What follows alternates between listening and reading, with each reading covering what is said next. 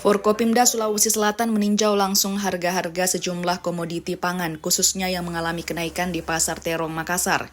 Dalam tinjauannya tersebut, Wali Kota Makassar memastikan bahwa inflasi di Makassar terkendali, di mana meskipun terjadi kenaikan harga beras, namun stok beras dari Bulog untuk wilayah Sulsel termasuk Kota Makassar masih aman hingga Juli 2024.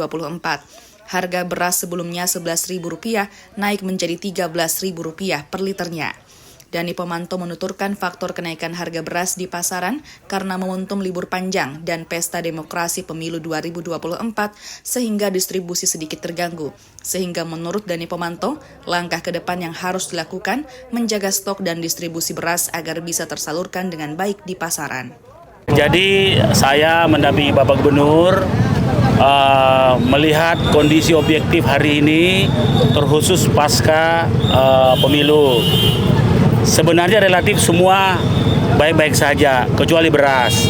Nah, karena beras ini memang dikendalikan oleh negara, jadi tidak terlalu sulit untuk ditangani. Apalagi stok beras kita sampai bulan Juli dalam laporan dari Bulog itu cukup. Nah, sisa berarti penyalurannya. Faktor-faktor yang memberikan kenaikan adalah karena faktor libur panjang, kemudian pesta demokrasi yang semua orang sibuk, sehingga distribusi tadi dari beberapa keterangan dari berarti setelah ini normal kembali, insya Allah akan normal kembali.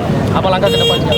Ya saya kira stok ini harus dijaga dengan baik, distribusi dijaga dengan baik, itu saya kuncinya.